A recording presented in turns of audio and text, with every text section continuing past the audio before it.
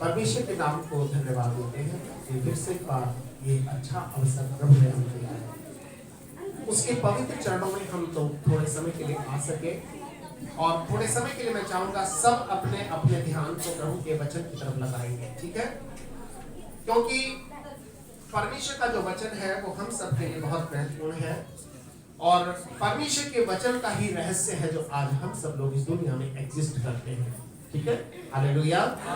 परमेश्वर का जो वचन है, बाइबल में लिखा है कि आदि में वचन था, वचन ही परमेश्वर के साथ था और वचन ही परमेश्वर था, ठीक है? तो जब हम इसको सुनते हैं तो परमेश्वर की आवाज को हम क्या करते हैं? सुनते हैं। हालेलुया। तो आइए थोड़े समय के लिए आज परमेश्वर की आवाज को हम लोग सुनेंगे।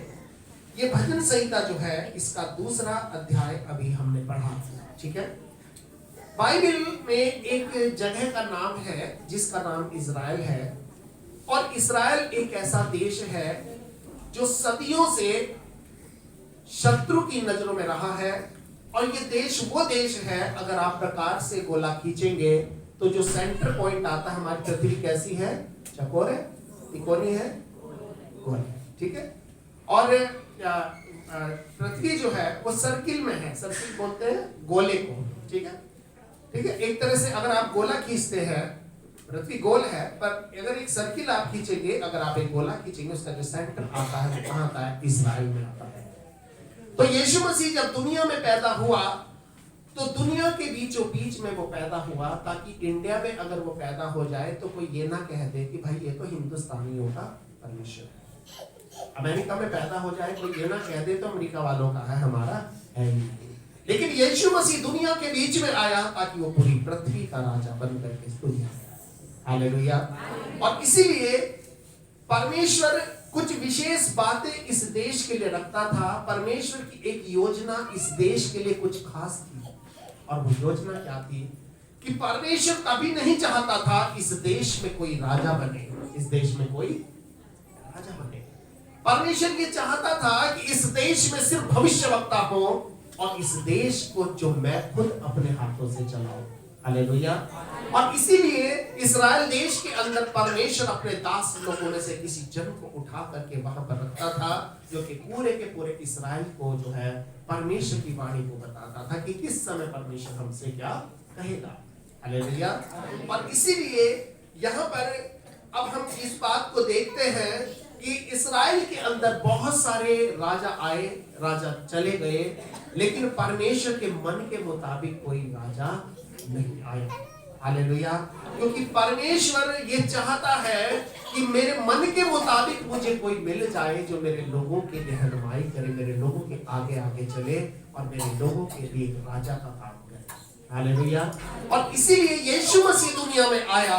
लेकिन जब यीशु मसीह दुनिया में आया तो ध्यान रखना, जब प्रभु हमारे जीवन में कुछ अच्छा करने वाला होता है, उसी समय शैतान भी कुछ खड़ा हो जाता है ताकि उस अच्छाई को वो हमारे जीवन में आने से रोक सके।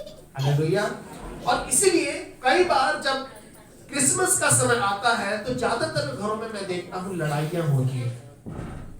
ज्यादातर घरों में लड़ाइयाँ, भाई तू ये कपड़ा नहीं पहनेगा, तूने अच्छे वाला ले लिया, मुझे बुरा वाला दे दिया, तूने ये नहीं करा, तूने इसमें कम पकवान में ज्यादा घी डाल दिया, तूने कम चीनी डाल दी, तूने ये कर दिया, तूने वो कर दिया। ये कुछ चीजें होती हैं जो शैतान हमारे मूड को प्रभु के आमद के लिए क्या करता है? खराब कर देता है। और हम क्या करते हैं? हमेशा प्रभु के चरणों में जाने से क्या हो जाते हैं? लेट हो जाते हैं। लेकिन प्रभु का वचन कहता है, जब दुनिया में यीशु मसीह आने वाला था तो वचन कहता है कि सराय में भी उसके लिए जगह, सराय में भी उसके लिए जगह नहीं। इसलिए बाइबल में लिखा है कि वो अपनों के बीच में आया, पर उसके अपनों ने उसे ग्रहण नहीं किया, परंतु जितनों ने उसे ग्रहण किया उसने उन सबों को परमेश्वर की संतान होने का अधिकार दिया, उन सबों को, अर्थात जो उसके नाम पर विश्वास करते हैं। हालेलुया। तो हम सब लोग कौन हैं? हम सब लोग वो हैं जो परमेश्वर की संतान, उसके ऊपर विश्वास करके बने हैं, और परमेश्वर हम सब लोगों को दुनिया में से निकाल कर अपने पास लाया है। हालेलुया। और इसीलिए इसमें लिखा है पहले वचन में कि जाति जाति के लोग क्यों हुल्लड़ मचाते हैं और देश देश के लोग व्यर्थ बातें क्यों सोच रहे हैं? यहोवा और उसके अभिषिक्त के विरुद्ध पृथ्वी के राजा मिलकर और हाकिम आपस में सम्मति करके कहते हैं, आओ हम उनके बंधनों को तोड़ डालें और उनकी रस्सियों को अपने ऊपर से उतार फेंक दें। परमेश्वर की बातों को, परमेश्वर के बंधनों को कोई बंधना नहीं चाहता, परमेश्वर की बातों को कोई बांधना नहीं चाहता। क्यों? क्योंकि संसार आज उन लोगों के अंदर रह रहा है। परमेश्वर के लोगों की बात को कोई मानना नहीं चाहता। लोग चाहते हैं कि जैसा हम चाहे परमेश्वर वैसा चले, पर जैसा परमेश्वर चाहता है वैसा हम ना चले। लेकिन परमेश्वर के हिसाब से आपको दुनिया में चलना ही पड़ेगा, नहीं तो वो परमेश्वर है, उसको आपको चलाना आता है। हालेलुया। इसलिए यहाँ प्रभु का वचन कहता है कि परमेश्वर के जो लोग हैं उनके विरोध में जो है आज लोग खड़े हैं। पर मैं आपको एक बात बताना चाहता हूँ कि इस पूरे भजन का शीर्षक ये है कि जिसको परमेश्वर स्थिर कर देगा उसको कोई गिरा नहीं सकता। जिसके लिए परमेश्वर खोल देगा उसके लिए कोई बंद नहीं कर सकता, और जिसको परमेश्वर ऊंचाई पर उठा देगा उसे कोई नीचाई पर गिरा नहीं सकता।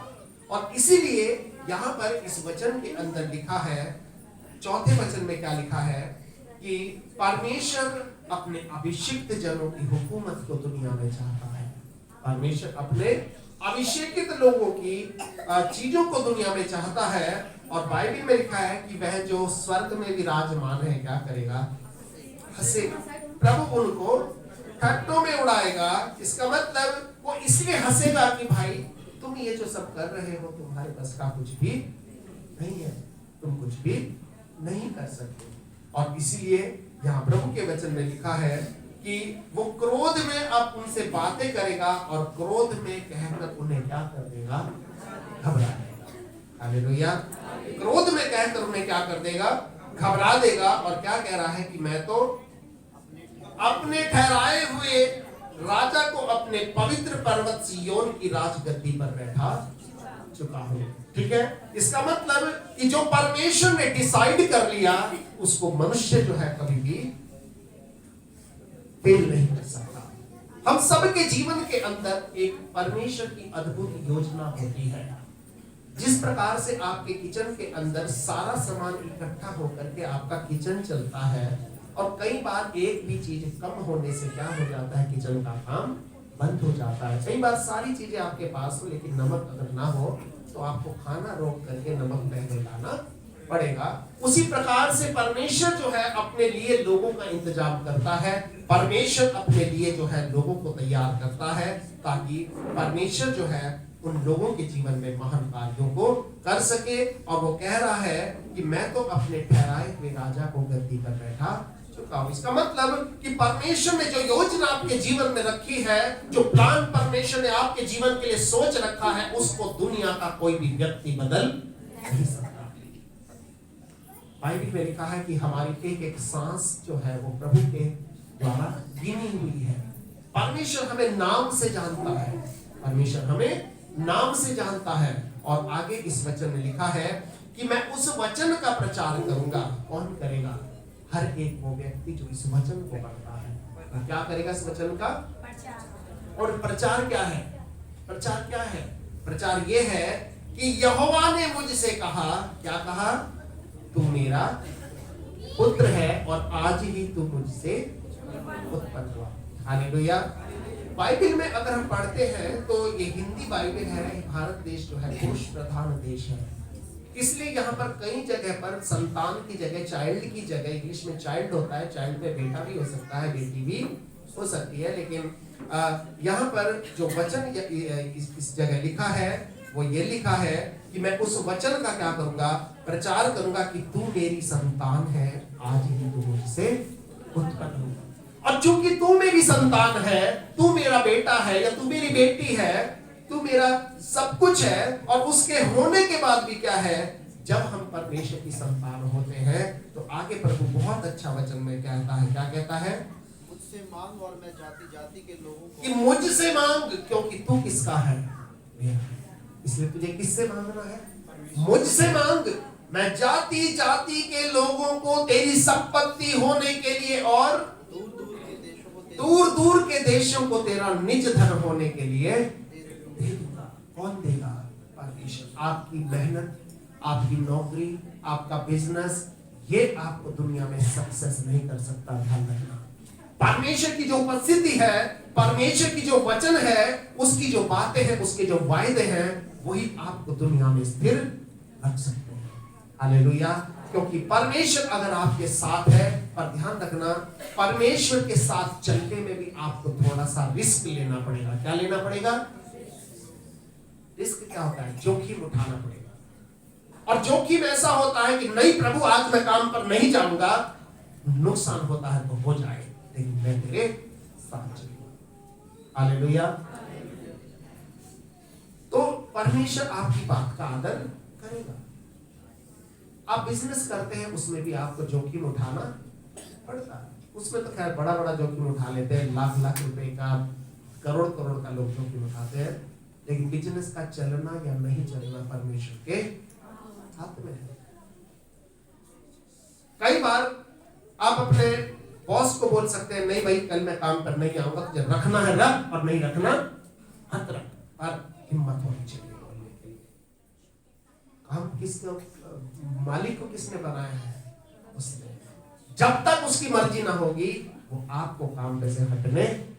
लेकिन रिस्क कौन ले? हम डरते हैं, क्या होगा हमारा? बिजनेस चला गया, नौकरी चली गई, वो व्यक्ति नाराज हो गया।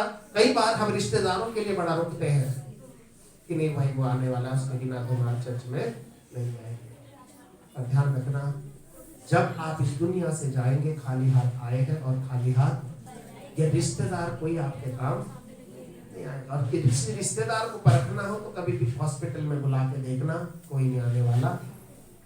हाँ, शादी में बुला लेना, रिश्तेदार के पड़ोसी भी आ जाएंगे कि भाई आज कुछ अच्छा मिलेगा। मैं आपको इस बात से उत्साहित करना चाहता हूं कि आप परमेश्वर की संतान हो। परमेश्वर ने आपको क्या दिया है? जन्म दिया है। और बाइबल में लिखा है कि एक एक दिन का क्या आप खाएंगे, ये सब कुछ पहले से क्या है? डिसाइड है।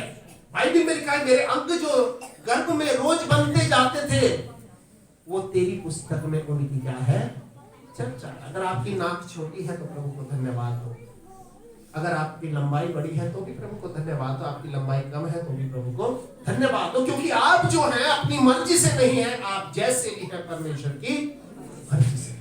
हालेलुया। और इसलिए परमेश्वर के भय को माने और परमेश्वर का आदर करें। और इसीलिए परमेश्वर अब क्या कह रहा है? उन लोगों के लिए कह रहा है, उन शैतान के लोगों के लिए एक आवाज को वो उठाता है। वो क्या कहता है? इसलिए हम, हे राजाओं, बुद्धिमान बनो और हे पृथ्वी के न्याय योग्य उपदेश ग्रहण करो। क्या करो? दो बातें, डरते हुए यहोवा की उपासना करो और कांपते हुए मगन हो। डरते हुए यहोवा की क्या करो?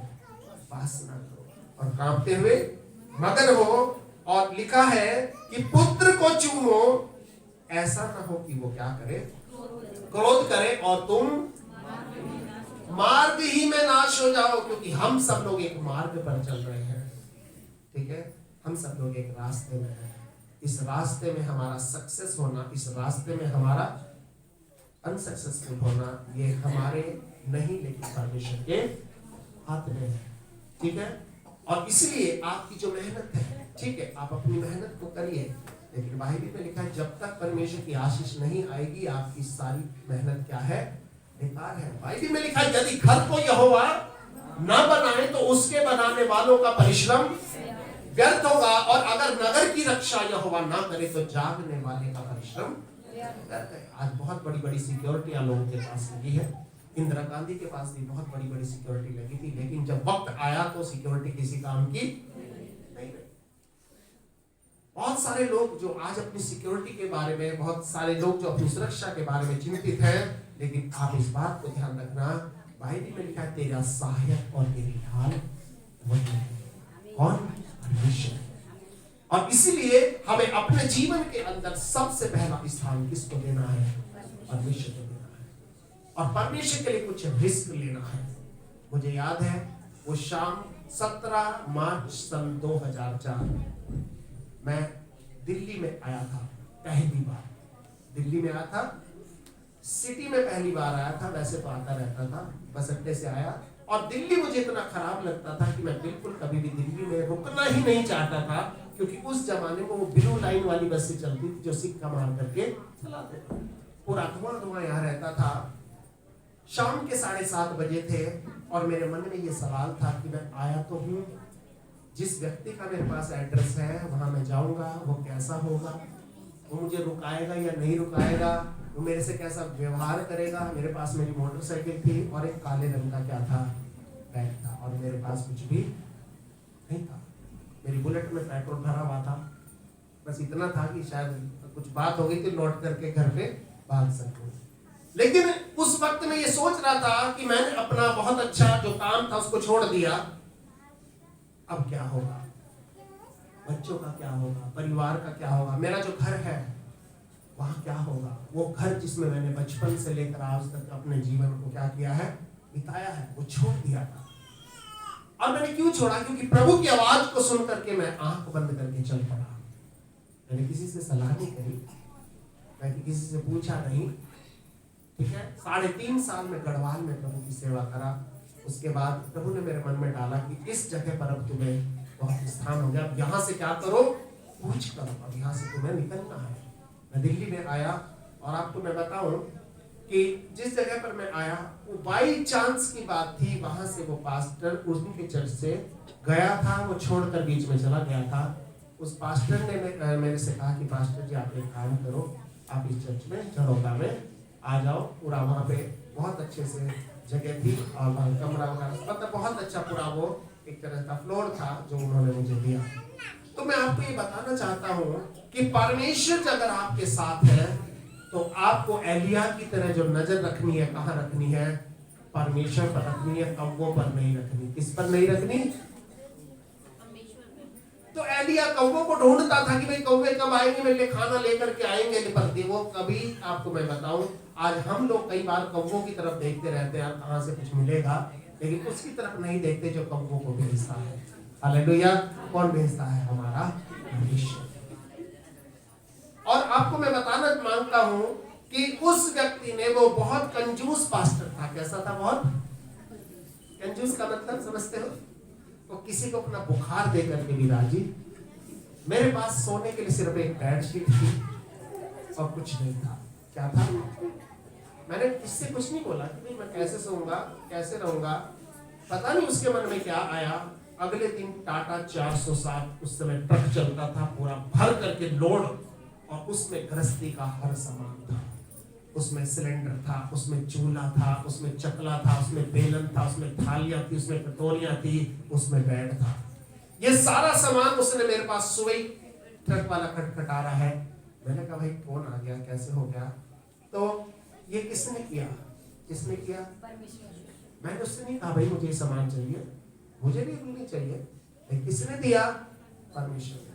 बिल्कुल ऐसे सामान मेरे पास आए जैसे एक दुल्हन को दहेज में क्या देते हैं, सामान देते हैं। और मैं ये सुन करके, ये देख करके दंग रह गया और प्रभु को धन्यवाद दिया, क्योंकि उसमें जितनी भी जरूरत की चीज थी वो सब वहां पर मौजूद थी। हालेलुया। अगले दिन मकान मालिक आके कह रहा है जी वो कुछ सामान मंगवाया क्या आपने घर से? मैंने कहा नहीं, मैं घर से कुछ नहीं मंगाया, जो भी आए यहीं से किसी ने दिया है। कह रहा है आपके कोई रिश्तेदार रहते हैं? मैंने कहा मेरे कोई रिश्तेदार नहीं रहता, और यहाँ पर प्रभु के लोग हैं जिन्होंने सब कुछ मुझे दिया है। तो मैं आपको ये बताना मांगता हूं, अगर आप परमेश्वर के लिए रिस्क ले सकते हैं तो परमेश्वर भी आपके लिए रिस्क लेगा। हालेलुया। क्योंकि आंख खोल करके तो दुनिया चलती है, लेकिन आपको प्रभु के साथ आंख बंद करके चलना पड़ेगा। और बाइबल में लिखा जितनी चीज आप आंख बंद करके खोल करके देखते ये सारी चीज खत्म हो जाएंगी, लेकिन जितनी चीज आप आंख बंद करके देखोगे वो सब चीज हमेशा बनी रहेगी। हालेलुया। और ध्यान रखना, ये प्रभु का जो वचन है वो ये हमें बताता है कि हमें मार्ग में नाश नहीं होना, क्योंकि बाइबल में लिखा यीशु ने कहा मार्ग, सत्य और जीवन मैं ही हूं, बिना मेरे कोई भी पिता के पास नहीं पहुंच सकता। बिना मेरे कोई भी पिता के पास नहीं पहुंच सकता। हम सब लोग अगर पिता के पास तक पहुंचना है, ये क्रिसमस हमें पिता के पास नहीं पहुंचाएगा। ध्यान रखना, परमेश्वर ने मनुष्य को बनाया। अगर हम बाइबल पढ़ते हैं तो उसने पहले दिन, दूसरे दिन बनाया, तीसरे दिन भी चीजों को बनाया, लेकिन हर बार उसने ये कहा कि सब कुछ बहुत क्या कहा? सब कुछ बहुत अच्छा है। ये कहा कोई चीज बुरी है? उसने कहा सब कुछ बहुत अच्छा है, लेकिन जब 7वें दिन की बात आई उसने क्या कहा? सब कुछ अच्छा है। ऐसा नहीं कहा, उसने 7वें दिन को आशीष दी। क्या दी? 7वें दिन को आशीष दिया। क्यों दिया? क्योंकि परमेश्वर चाहता है कि मनुष्य के साथ हमेशा अच्छा हो, और 7वें दिन जब ये मेरी संगति में आए इसको आशीष मिले, ताकि ये आशीष इसके साथ चलकर पूरे के पूरे 6 दिनों को क्या करे? आशीषों से भरे। हालेलुया। परमेश्वर आपके जीवन को, आपके परिवार को अपनी आशीषों से भरना चाहता है, पर सबसे बड़ी बात यह है जो उसकी आखिरी लाइन में लिखी है, ध्यान से पढ़ेंगे। क्या लिखा है? धन्य है वे जिनका भरोसा उन पर है। अगर आपको धन्य होना है, आपको आशीषित होना है, तो आपको अपने भरोसे को अपने बिजनेस पर से हटाना पड़ेगा, अपनी नौकरी पर से हटाना पड़ेगा। आपके अपने भरोसे को किस पर रखना है? परमेश्वर पर। हालेलुया। क्योंकि प्रभु का वचन कहता है, क्या कहता है? कि वे जो यहोवा पर भरोसा करते हैं, क्या करते हैं? विश्वास नहीं करते, विश्वास अलग चीज है। जो यहोवा पर भरोसा करते हैं वे किसके समान है? सिय्योन पर्वत के समान है, जो कभी टलता नहीं वरन सदा बना। हालेलुया। आपके मेरे जीवन में जो है हर एक जो आशीष है वो किसके द्वारा दी गई है? परमेश्वर के द्वारा। और परमेश्वर ही है जो हमारे जीवन को आशीषित कर सकता है, अपनी बरकतों से भर सकता है। और इसीलिए आज हम सब लोग यहाँ पर इसलिए इकट्ठा हुए हैं ताकि हम प्रभु यीशु मसीह को अपने दिल में जगह दें, अपने घरों में जगह दें, अपने परिवार में जगह दें, अपने बच्चों में जगह दें, अपने समय में भी क्या दें? प्रभु को जगह दें।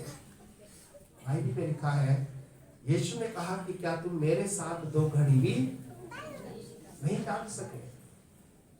किसके साथ जागना है? प्रभु के साथ जागना। और प्रभु हमें क्या देगा? आशीष देगा। इस दुनिया में अगर आप कुछ चीजों को पढ़ते हो, यीशु मसीह जीवन की सच्चाई है, यीशु मसीह दुनिया की रोशनी है। बड़े बड़े जो वेद लिखने वाले, बड़े बड़े जो ग्रंथ लिखने वाले, उन लोगों ने एक बात कही है। जब हम अपनी हिंदी की किताब को पढ़ते थे, संस्कृत की किताब को पढ़ते थे 8वीं क्लास में, तो हर किताब से पहले एक कविता लिखी होती थी। ठीक है, अपने बच्चों ने पढ़ी होगी, जो पुराने लोग होंगे। और उस किताब में वो प्रार्थना के बाद वो किताब क्या होती थी? शुरू होती थी। चाहे वो हिंदी की किताब हो, चाहे वो इंग्लिश की हो, चाहे वो संस्कृत की किताब हो, उस प्रार्थना के साथ उस किताब को क्या करते थे? शुरू करते थे। जैसे हम प्रार्थना के साथ हर काम को शुरू करते। तो वहां पर ऋग्वेद का एक कवि इस बात को कहता है, और वो बहुत अच्छी प्रार्थना है जो आज भी मुझे याद है। वो कहता है कि असतो मा सतगमय तमसो मा ज्योतिर्गमय। ये वो व्यक्ति है जिसने किसको लिखा था? ऋग्वेद को लिखा था। ऋग्वेद छोटी मोटी चीज नहीं है। ये ऋग्वेद को जिसने लिखा, वो व्यक्ति, वो महापुरुष इस बात को कह रहा है। अब इसके बोल मैं आपको बताऊंगा। असतो मा सतगमय कि हे परमेश्वर, तू मुझे असत्य से सत्य की ओर लेकर चल। और दूसरी लाइन है तमसो मा ज्योतिर्गमय। तमस बोलते अंधकार को, कि हे परमेश्वर, तू मुझे अंधकार से ज्योति की तरफ लेकर। वो ऐसा क्यों लिख रहा है? क्योंकि वो अपने जीवन के अंदर सत्य को और अंधकार को क्या कर रहा है? महसूस कर रहा है। उसको जरूरत है सत्य की। और यीशु ने कहा तुम सत्य को जानोगे और सत्य तुम्हें स्वतंत्र करेगा। यीशु ने कहा कि मैं जगत की ज्योति हूं। जब यीशु पैदा हुआ तो लोगों ने क्या देखा? उसका तारा देखा, उन्होंने उसकी ज्योति को देखी। आज मैं चाहता हूं इस ज्योति को हम अपने जीवन में देख सके, और इस तारे के साथ साथ हम लोग चल सके। लेकिन इस तारे के पीछे चलना है। कहां चलना है? इस तारे के। क्योंकि तारे से जरा सा हट गए तो आप हेरोदस के महल में पहुंच जाएंगे। ये भी बात ध्यान रखना। तारे से आपको हटना नहीं है। ये तारा क्या है? ये वो दिशा है जो प्रभु का वचन आपको बताता है कि हमारा यीशु कहां मिलेगा। हालेलुया। और तारे से हट गए तो कहां चले गए? ज्योतिषी हेरोदस के महल में। सोच रहे थे कि शायद यीशु राजा है, छोटी मोटी जगह तो पैदा नहीं होगा। लेकिन बाइबल में लिखा है कि वो अपनों के बीच में आया, पर उसके अपनों ने उसे ग्रहण। आज आप और मुझको प्रभु को सही में अपने जीवन में ग्रहण करना है और पुत्र को चूमना है। क्या लिखा है? पुत्र को चुनो, ऐसा ना हो कि वो क्या करे, क्रोध करे और तुम मार्ग में क्या हो जाओ, नष्ट हो। आपका मार्ग, चाहे वो आपके बिजनेस का मार्ग है, चाहे वो आपके घर का मार्ग है, चाहे आपके शरीर के स्वास्थ्य का मार्ग है, इस सारे मार्ग में से होकर के आप दुनिया में से गुजर रहे हो। और इस मार्ग को कौन सही कर सकता है? हमारा यीशु सही कर सकता है। उसने कहा है मार्ग, सत्य और जीवन नहीं, और बिना मेरे कोई पिता के पास नहीं पहुंच सकता। तो परमेश्वर इस वचन के द्वारा हम सबको बहुत आशीष दे, और परमेश्वर से हम इस समय जो है प्रार्थना करेंगे उसके इस वचन के लिए कि वचन हमारे जीवन के अंदर एक जीवन बन जाए, ताकि इस वचन पर हम चल सके और उसकी आशीष को हम सब लोग अपने जीवन में ग्रहण कर सके। आइए हम सब लोग थोड़े समय अपनी आंखों को बंद करेंगे और प्रार्थना करेंगे। प्रभु परमेश्वर, तेरे वचन की आशीष तेरे लोगों के ऊपर है, क्योंकि तेरे वचनों के खुलने से प्रकाश होता है और जिससे भोले लोग समझ को प्राप्त करते हैं। हमारे स्वर्गीय पिता परमेश्वर, हम ये प्रार्थना करते हैं कि आज तो इस स्थान को, इस जगह को अपनी आत्मा की आशीष से, अपनी बरकतों से, अपनी सामर्थ और अपनी शक्ति के प्रभाव से भर दे पिता। और प्रभु, हम आगे के समय को तेरे हाथों में सौंपते हैं। आगे जो भी कार्यक्रम होता है प्रभु, तेरे पवित्र आत्मा की अगुवाई में हो और तेरे भय में हो, तेरे सम्मान में हो प्रभु जी। और अपने जीवन में हम क्रिसमस का एक सही मतलब समझ सके, ताकि अपने आप को हम तेरे हाथ में दे सके। हम मरियम के साथ समान कह सके कि प्रभु तेरी इच्छा मेरे जीवन में पूरी हो, तेरी इच्छा, मेरी इच्छा मेरे जीवन में ना पूरी हो प्रभु, लेकिन तेरी इच्छा मेरे जीवन में पूरी हो। हालेलुया। हम सब कुछ आपके हाथ में सौंपते हैं और सब बातों के लिए आपका धन्यवाद करते हुए प्रार्थना अपने उद्धारकर्ता, मुक्तिदाता प्रभु यीशु के पवित्र नाम से मांगते हैं। इसे सुने और ग्रहण करें, और हम सब जो लोग प्रभु के हैं मिल करके कहेंगे आमीन।